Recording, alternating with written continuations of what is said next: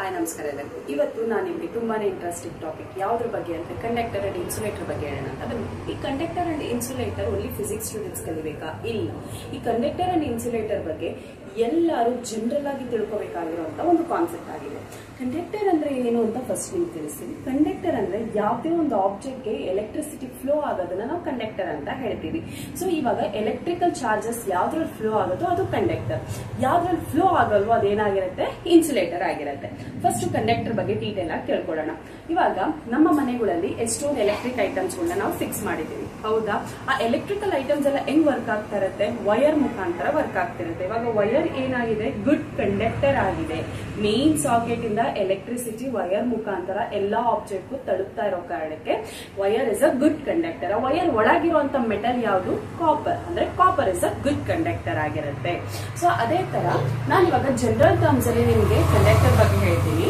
ಇವಾಗ general terms ಅಲ್ಲಿ ನೀರು ಗುಡ್ ಕಂಡಕ್ಟರ? ಹೌದು, ನೀರು ಗುಡ್ ಕಂಡಕ್ಟರ್. ಹೆಂಗೆ?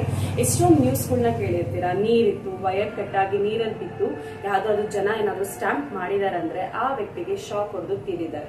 ಅಂದ್ರೆ ಏನರ್ಥ? ನೀರು ತುಂಬಾನೇ ಗುಡ್ ಕಂಡಕ್ಟರ್ ಆಗಿದೆ, ಅದಕ್ಕೆ ಅದು ತುಂಬಾ ಡೇಂಜರಸ್ ಅಂತ ಹೇಳ್ತೀವಿ. ಅದೇ ತರಾನೇ ಎಷ್ಟೊಂದ್ ಕಡೆ ನಾವು ಎಲೆಕ್ಟ್ರಿಸಿಟಿ ಜೊತೆ ಇನ್ನೊಂದು ಏನ್ ಹೇಳ್ಬೋದು, ನಮ್ಮ ಮೈ ಗುಡ್ ಕಂಡಕ್ಟರ? ಆಸ್ ಎ ಹ್ಯೂಮನ್ಸ್ ನಮ್ಮ ಮೈ ಗುಡ್ ಕಂಡಕ್ಟರ? ಹೌದು, ನಮ್ಮ ಮೈ ಕೂಡ ಒಂದು ಗುಡ್ ಕಂಡಕ್ಟರ್ ಆಗಿದೆ. ಯಾಕೆ ನಮ್ಗೆ ಎಲೆಕ್ಟ್ರಿಕ್ ಶಾಕ್ ಹೊಡೆಯುತ್ತೆ ಹೇಳಿ? ನಾವು ಗುಡ್ ಕಂಡಕ್ಟರ್ ಆಗಿರೋ ಕಾರಣಕ್ಕೆ ಚಾರ್ಜಸ್ ನಮ್ಮ ಮೈಗೆ ಫ್ಲೋ ಆಗುತ್ತೆ. ಚಾರ್ಜಸ್ ನಮ್ಮ ಮೈಗೆ ಫ್ಲೋ ಆಗೋದ್ರಿಂದ ನಮ್ಗೆ ಎಲೆಕ್ಟ್ರಿಕ್ ಶಾಕ್ ಆಗುತ್ತೆ. ಸೊ ಹಾಗಾಗಿ ಹ್ಯೂಮನ್ ಬಾಡಿ ಕೂಡ ಒಂದು ಗುಡ್ ಕಂಡಕ್ಟರ್. ಸೊ ಇಲ್ಲಿ ನಾನು ಫಿಸಿಕಲ್ ಟರ್ಮ್ ಕಂಡಕ್ಟರ್ ನ ನಿಮ್ಗೆ ಎಕ್ಸ್ಪ್ಲೈನ್ ಮಾಡ್ತೀನಿ. ಇಲ್ಲಿ ಒಂದು ವೈರ್ ಬರ್ದಿದ್ದೀನಿ. Wire is a good conductor ಅಂತ ನಿಮ್ಗೆ ಆಲ್ರೆಡಿ ನಾನು ಹೇಳಿದ್ದೆ. ವೈರ್ ಜೊತೆಗೆ ಒಂದು ಸರ್ಕ್ಯೂಟ್ ಡಯಾಗ್ರಾಮ್ ಇದೆ. ಏನಕ್ಕೆ ಸರ್ಕ್ಯೂಟ್ ಡಯಾಗ್ರಾಮ್ ಹೇಳಿದೀನಿ ಅಂದ್ರೆ ಎಲೆಕ್ಟ್ರಿಸಿಟಿ ಹೆಂಗ್ ವರ್ಕ್ ಆಗುತ್ತೆ ಅನ್ನೋದು. ಇವಾಗ ಗುಡ್ ಕಂಡಕ್ಟರ್ ಇದ್ರೆ ಮಾತ್ರ ಚಾರ್ಜ್ ನ ಕ್ಯಾರಿ ಫಾರ್ವರ್ಡ್ ಮಾಡಕ್ಕಾಗೋದು, ಇಲ್ಲ ಅಂದ್ರೆ ಚಾರ್ಜಸ್ ಮೂವ್ ಆಗಲ್ಲ. ಅವಾಗ್ಲೇ ಮಾತ್ರ ಬಲ್ಬ್ ಕ್ಲೀನ್ ಆಗಿ ಗ್ಲೋ ಆಗಕ್ಕೆ ಸಾಧ್ಯ.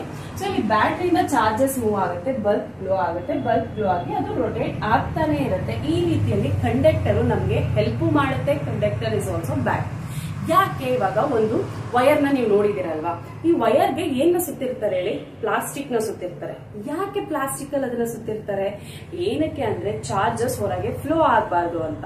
ಚಾರ್ಜಸ್ ಏನಾದ್ರೂ ಹೊರಗೆ ಫ್ಲೋ ಆಗಿ ನೀವೇನಾದ್ರೂ ಆ ಜಾಗನ ಹೋಗಿ ಮುಟ್ಟಿದ್ರೆ ನಿಮಗೆ ಏನಾಗುತ್ತೆ? ಎಲೆಕ್ಟ್ರಿಕ್ ಶಾಕ್ ಆಗಿ ತೀರ್ಕೊಳ್ಳೋರು. ಅದನ್ನ ಮುಟ್ಟಿದ್ರೆ ಸ್ಮೂತ್ ಆಗಿ ಅನ್ಸುತ್ತೆ, ಬಟ್ ಅದು ಪ್ಲಾಸ್ಟಿಕ್ ಮೆಟೀರಿಯಲ್, ಅದರಿಂದ ಕ್ಲೀನ್ ಆಗಿ ಸುತ್ತಿರ್ತಾರೆ. ಅರ್ಥ ಆಗ್ತಾ ಇದೆಯಲ್ವಾ? ಸೊ ಅದಕ್ಕೆ ಕಂಡಕ್ಟರ್ಸ್ ಏನಕ್ಕೆ ಇವಾಗ ನಮ್ಗೆ ಇಂಪಾರ್ಟೆಂಟ್? ಕಂಡಕ್ಟರ್ ಅನ್ನೋದು ಕಂಡಕ್ಟ್ ಮಾಡೋದಕ್ಕೆ ತುಂಬಾ ಇಂಪಾರ್ಟೆಂಟ್ ಆಗಿರುತ್ತೆ. ಅಂದ್ರೆ ಚಾರ್ಜಸ್ ನ ಫ್ಲೋ ಮಾಡೋದಕ್ಕೆ ಹೆಲ್ಪ್ ಮಾಡ್ತಾ ಇರುತ್ತೆ. ನೆಕ್ಸ್ಟ್ ಇನ್ಸುಲೇಟರ್ ಬಗ್ಗೆ ಹೋಗೋಣ.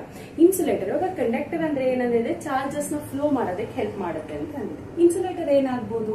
ಇನ್ಸುಲೇಟರ್ ಅಂದ್ರೆ ಚಾರ್ಜಸ್ ನ ಸ್ಟಾಪ್ ಮಾಡುತ್ತೆ, ಅದು ಫ್ಲೋ ಮಾಡೋದಕ್ಕೆ ಹೆಲ್ಪೇ ಮಾಡಲ್ಲ. ಸೇ ಫಾರ್ ಅನ್ ಎಲೆಕ್ಟ್ರಿಷಿಯನ್ ನೋಡಿರ್ತೀರಾ, ಅವ್ರು ಏನೇನ್ ಐಟಮ್ಸ್ ನ ಬಳಸ್ತಾರೆ? ಒಂದು ವುಡನ್ ಟೇಬಲ್ ನ ಬಳಸ್ತಾರೆ, ಇನ್ನೊಂದು ರಬ್ಬರ್ ಗ್ಲೌಸ್ ನ ಹಾಕಿರ್ತಾರೆ, ಮತ್ತೆ ಅವ್ರು ಯೂಸ್ ಮಾಡೋ ಎಲ್ಲಾ ಟೂಲ್ಗೂ ಪ್ಲಾಸ್ಟಿಕ್ ಹ್ಯಾಂಡಲ್ ಇರುತ್ತೆ. ಏನಕ್ಕೆ ಈ 3 ಐಟಮ್ಸ್ ತುಂಬಾ ಇಂಪಾರ್ಟೆಂಟ್ ಆಗಿ ಅವ್ರು ಬಳಸ್ತಾರೆ ಅಂದ್ರೆ ಅದೆಲ್ಲ ಇನ್ಸುಲೇಟರ್ಸ್. ಅದ್ರಲ್ಲಿ ಯಾವುದೇ ಕಾರಣಕ್ಕೂ ಚಾರ್ಜಸ್ ಪಾಸ್ ಆಗಲ್ಲ, ಅದಕ್ಕೆ ಇನ್ಸುಲೇಟರ್ ನ ಅವರು ಯೂಸ್ ಮಾಡೋದು. ಯಾವ್ಯಾವ್ದು ಹೇಳಿ? ವುಡ್, ಇನ್ನೊಂದು ರಬ್ಬರ್, ಇನ್ನೊಂದು ಪ್ಲಾಸ್ಟಿಕ್. ಈ 3 ಐಟಮ್ಸ್ ಗುಡ್ ಇನ್ಸುಲೇಟರ್ಸ್. ಅದಕ್ಕೆ ನೀವು ಎಲ್ಲಾ ಎಲೆಕ್ಟ್ರಿಕ್ ಐಟಮ್ಸ್ ಗಳು ನೋಡಿ, ಒಂದು ಪ್ಲಾಸ್ಟಿಕ್ ಇಂದ ಕವರ್ ಆಗಿರುತ್ತೆ ಅಥವಾ ರಬ್ಬರ್ ಇಂದ ಕವರ್ ಆಗಿರುತ್ತೆ, ಆರ್ ಎಲ್ಸ್ ಅದನ್ನ ವುಡ್ ಇಂದ ಮಾಡಿರ್ತಾರೆ. ಏನಕ್ಕೆ ಅಂದ್ರೆ ಯಾವುದೇ ಕಾರಣಕ್ಕೂ ಚಾರ್ಜಸ್ ಹೊರಗೆ ಬರಬಾರದು. ಚಾರ್ಜಸ್ ಹೊರಗೆ ಬಂದ್ರೆ ನಮಗ್ ತುಂಬಾ ಪ್ರಾಬ್ಲಮ್. ಯಾಕೆ? ಹ್ಯೂಮನ್ಸ್ ಆರ್ ಅ ಗುಡ್ ಕಂಡಕ್ಟರ್. ಹಾಗಾಗಿ ನಾವು ಬಳಸುವಂತ ಎಲ್ಲಾ ಎಲೆಕ್ಟ್ರಿಕ್ ಐಟಮ್ ಯಾವ್ದ್ರಿಂದ ಆಗಿರುತ್ತೆ? ಪ್ಲಾಸ್ಟಿಕ್ ಇಂದ ಆಗಿರುತ್ತೆ. ಇವಾಗ ಇನ್ಸುಲೇಟರ್ ಬಗ್ಗೆ ನಿಮ್ಗೆ ಒಂದು ಐಡಿಯಾ ಬಂದಿರುತ್ತೆ.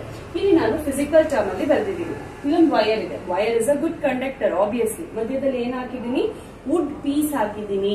ಹಾಗಾಗಿ ಚಾರ್ಜ್ ಮುಂದೆ ಹೋಗ್ತಿಲ್ಲ, ಇಲ್ಲೇ ಸ್ಟಾಪ್ ಆಯ್ತು. ಇಲ್ಲಿ ಎಲೆಕ್ಟ್ರಿಕ್ ಸರ್ಕ್ಯೂಟ್ ಹಾಕಿದೀನಿ.